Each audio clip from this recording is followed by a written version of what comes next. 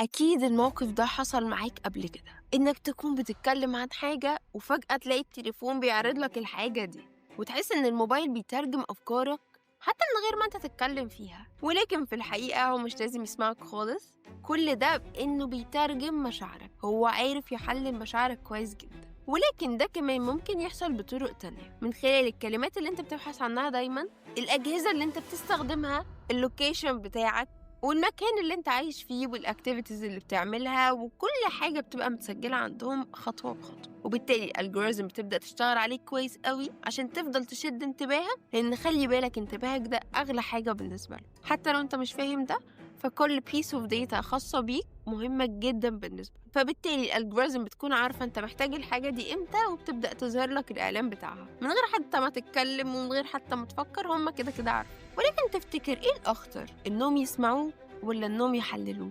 استنى الفيديوهات الجاية عشان نتكلم أكتر عن الداتا أناليسيس.